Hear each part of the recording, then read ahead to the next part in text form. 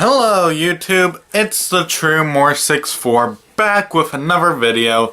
Today I'm going to go over the 2007 story of Bionicle.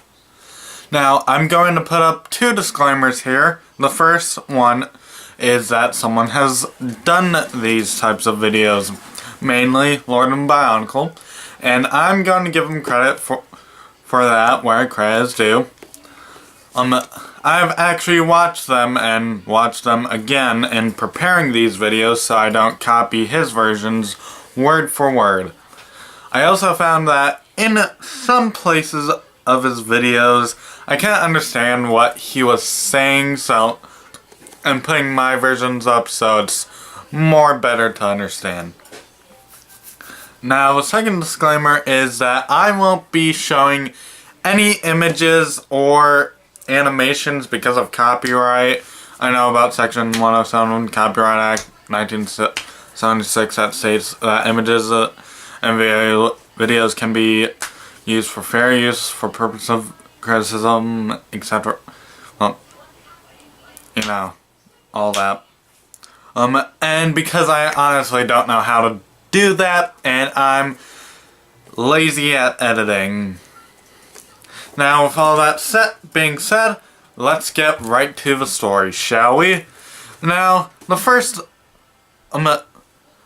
off, I'm gonna, let's head back to the end of 2006. Now, in 2006, the, Ignika, Mask of Life, flew right into the sea. And the Ignika couldn't get it. Because of the water pressure in there. So, now that basically leads us into 2007. Like in my previous videos, I'm going to be telling this story based on the books. The first book, City of the Lost, is when we basically get introduced to the underwater city of Marinui. There are a few attacks that happen. Defilak, the council leader, of this month, has ordered a search in the Black Waters to find this threat. The Mask of Life is found nearby Marinui by a Nocturne named Curex. Hopefully I'm pronouncing that right. But no one knows anything about this mask and think it's some useless mask. She gets attacked by airweeds, but is rescued by Dekar. She gives the mask to him. A squid from Kalma has spotted them with the mask. Defilak, Sarda, and Gar and Idris go into Defilak's sub and explore the Black Waters, but they get attacked by Takara sharks, led by Prydak, the leader of the Braki. Prydak then interrogates them, then takes Defilak to tell him a story. Back on Marinui, they're under attack by thousands of venom eels. Curex gets captured by Takidox and Karpar, members of the Baraki. Takidox hypnotizes her and makes her tell them where the mask is. He finds out that she doesn't have it and tells Karpar to tell Elek to stop the venom eels from attacking. Dekar finds out that the mask is the Mask of Life and realizes it's too powerful and must be destroyed. And must destroy it. Pridak tells Defilak about the League of Six Kingdoms, the Baraki story. They once ruled almost the entire universe and were about to overthrow Mata Nui, but got defeated by Makuta himself.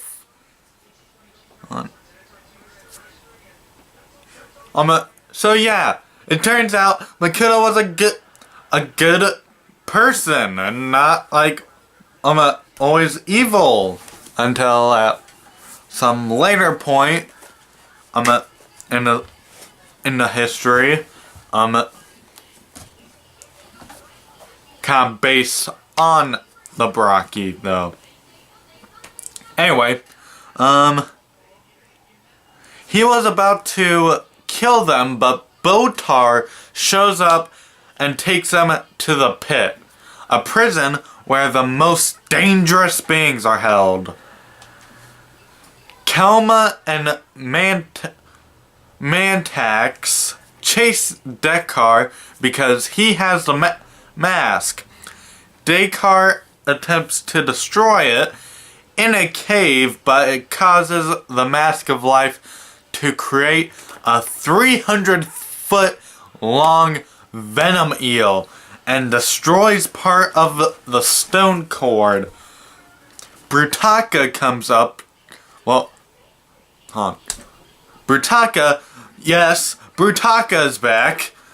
Comes up to Dekar and tells him that he is an Order of Matanui. An Order of Matanui member and needs the mask. Dekar responds by saying, if you are destined to have this mask, then you would have been the one to find it. You want it? Come and take it. Man, Dekar is just not giving up this mask. Brutaka gets thrown into the black water. The Baraki then go after Dekar and he Han.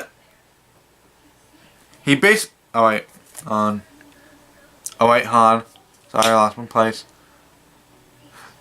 Then the mask begins. Han.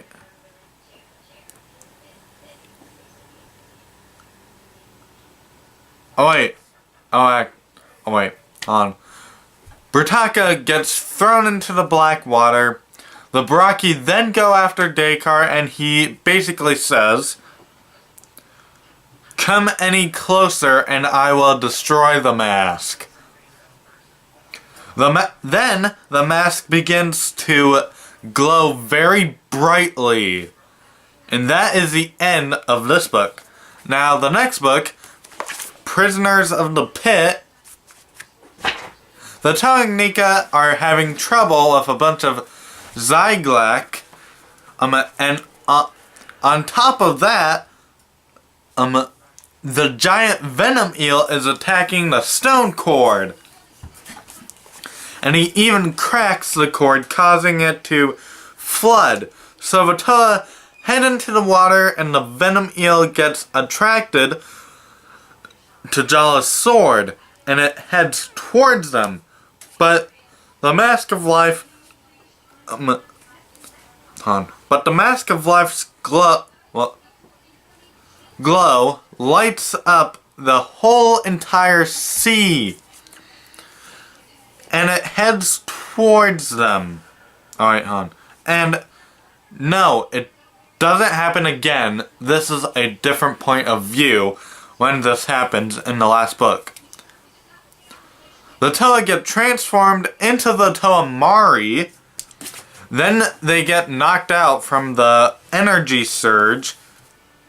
Back to the Baraki. They have the mask. Elsewhere, Dekar almost dies, but the mask saves him by turning him into Hydroxin, the jailer of the pit, who died during the Great Cataclysm. Back to the Toa Mari, they wake up and have to fight the giant venom eel. And they realize that their masks have changed, as well as their mask powers. So they defeat it using those powers. Jala now has sonar vision. Holly can imitate any Rahi powers that she can think of. Kangu can summon Rahi. Matoro can animate the dead. Nuparu has stealth abilities. And Huki can control gravity. Hold on, need some water.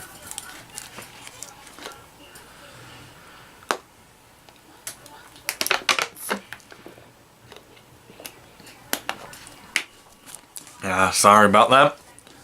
Stay hydrated, folks. They tried to talk to the citizens. Oh wait, huh. Yeah, they tried to talk to the citizens of Marinui, but the Nocturne thought they were prisoners of the pit. See what I did? Well, see what I did there? Wait, see what I did there? Oh, alright. Hold on, let me redo that. The Nocturne thought they were prisoners of the pit. See what I did there? Yeah. I need to see what I did there. Prisoners of the pit. Anyway.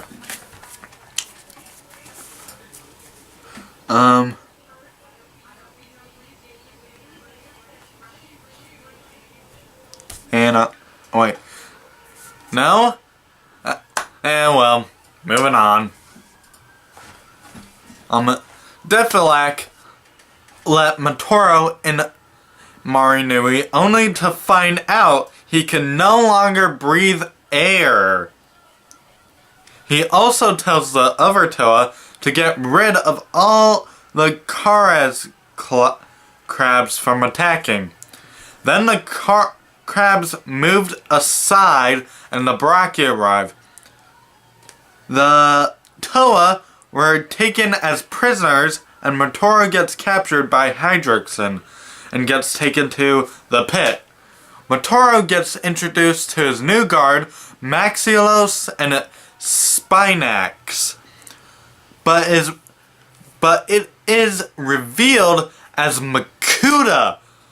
But did he die back in the end of 2003? Well, no, he didn't die because he was the antidermis that was in the vat back in 2006. Whoa! Shocking!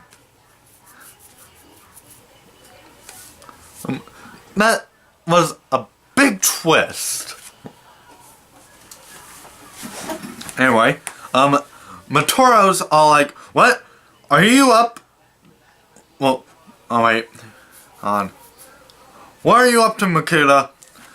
And Makuta's all like, I am not your enemy. Alright. Gotta do the voice. Hold on. I am not your enemy for now.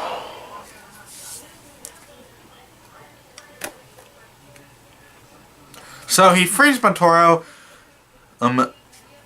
Anyway, back to at the Baraki, they decide to wait till the mask gets destroyed and use the leaking energy to change themselves back.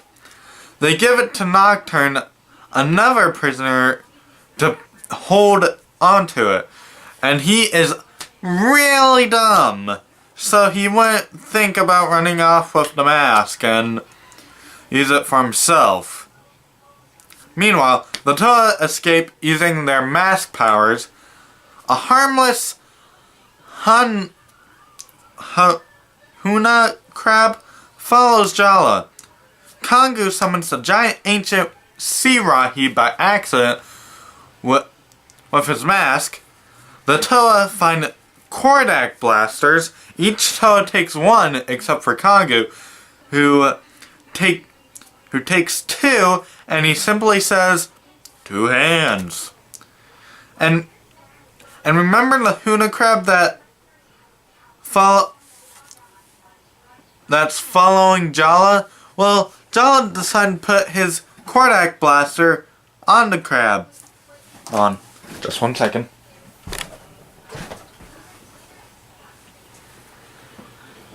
Yeah, I knew I should have probably done this at the beginning of the video. Sorry about this.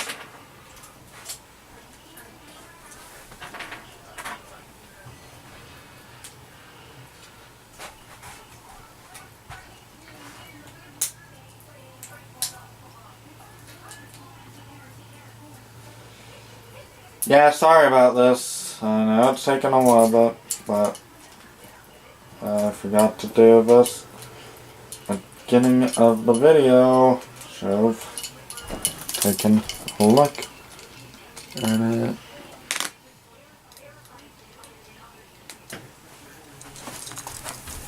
Okay, almost got it ready. Sorry about that, folks.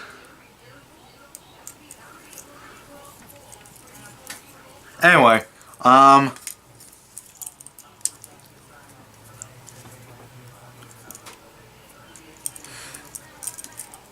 yeah, he puts his Kordak blaster on the crab's back, like so. See? Anyway,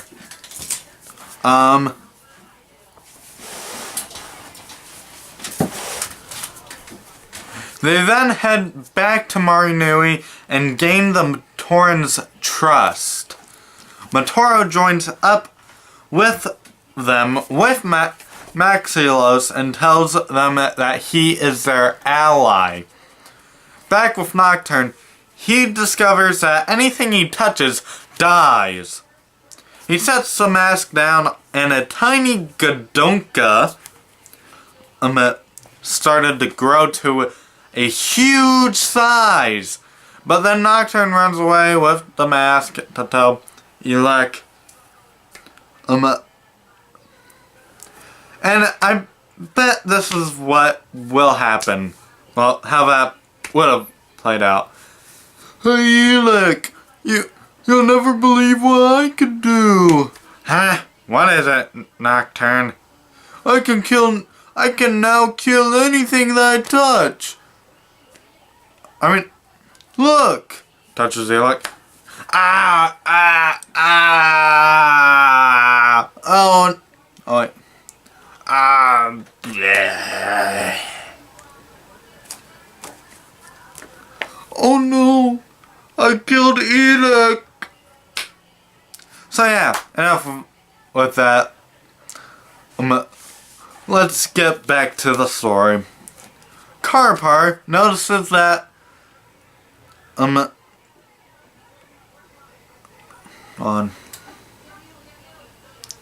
the giant venom eel and the Baraki Kongu summon are fighting. The Baraki think the Toa took the mask when they are at the squid farm and split up to try to find them. Anyway, I don't know, for some reason that didn't make sense. Mantax poisons Holly with his stinger on his head, but realizes that she is immune if she wants to be. He also finds out the Toa don't have the mask. They don't even know where it is. Jala and Kongu make a deal with Kalma and Karpar to not get killed by squids that just hatched. Nuparu and Huki get thrown into a venom eel nest by Elec.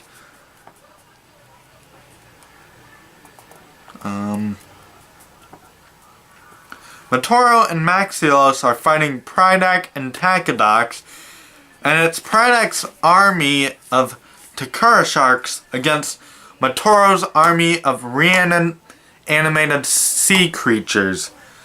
Later, the Toa return to Marinui, but Holly is not there and is nowhere to be seen. A Gamatoran said she was seen leading an army of manta rays.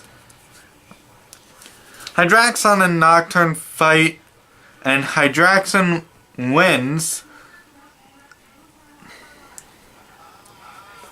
He aims his Kardak blaster at the mask, prepared to destroy it. Meanwhile, the Toa Nuva are...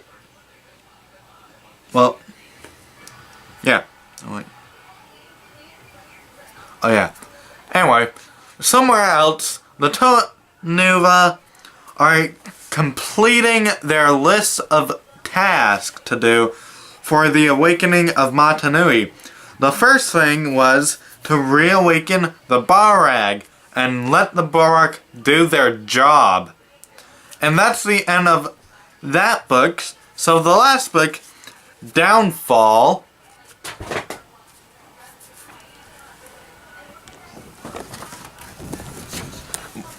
we continue where Hydraxon is about to destroy the mask, but Holly and Mantax stop him. Holly sent Hydraxon far away from the mask with a strong current. Mantax takes the mask and is cursed by it. He can drain the life energy of anyone near him. He wanted Holly and Hydraxon to meet him at the... Wait. Oh, wait. Hold on. Sorry, this is messed up a bit. All my script is. He wanted Holly and Hydraxon to tell the Baraki to meet him at the Razor Whale's teeth within a day, unarmed. Holly joins up with the other Toa and tells them about the predicament. Matoro sends Maxilos to find Hydraxon, while the Toa tell the Baraki Mantax message. The Toa Mari tell them Matoran to evacuate the city and head up the stone core to Voyanui. During the evacuation, the Toa face some old enemies, the Paraka. But they're now snakes. But Axon comes by and takes care of them.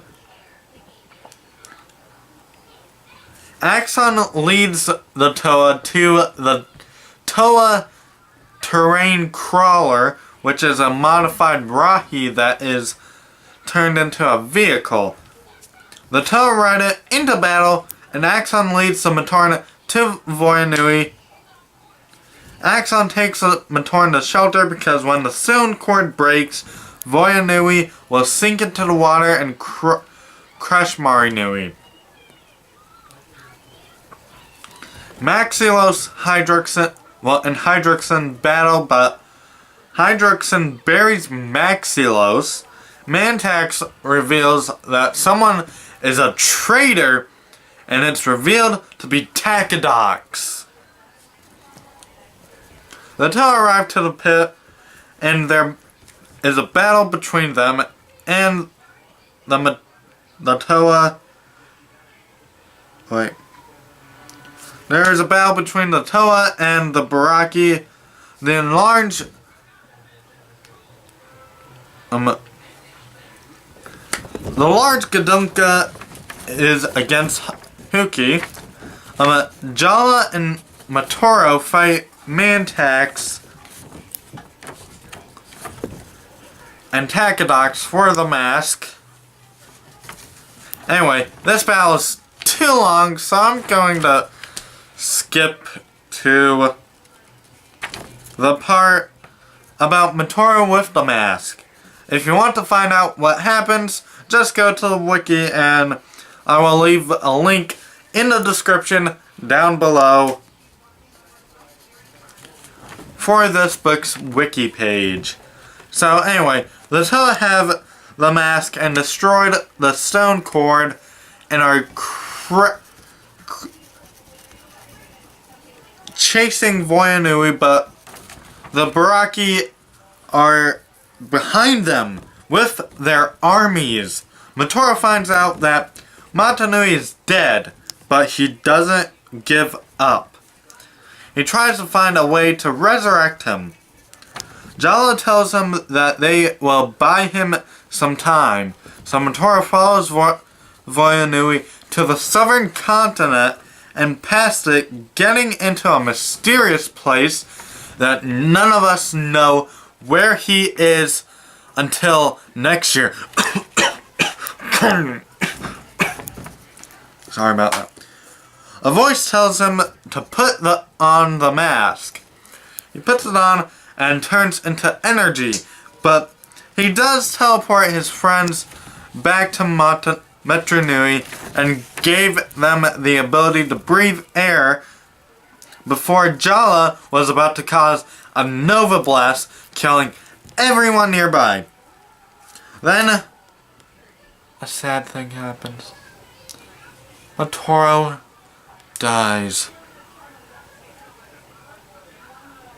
and resurrects the Great Spirit.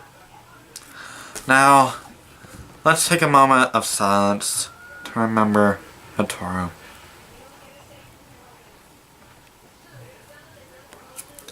Okay, that's enough silence. And that is the end of this year. Now, this year did have short stories, but I didn't talk about them because I didn't have enough time, and when I started to read them, I got confused. I did read all of the short stories that were in this year, but I mean, ordering was kind of complicated. I kind of messed up my brain a little bit. When I mean messed up my brain, I meant I got confused. Anyway.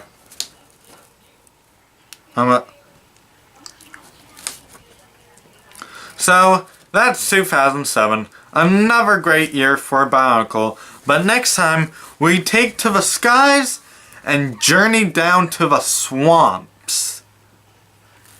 Now, that's basically it. Please leave a like, comment, your thoughts on this year, and subscribe. And I'll see you guys next time. Well, and I'll see you guys next time. Later.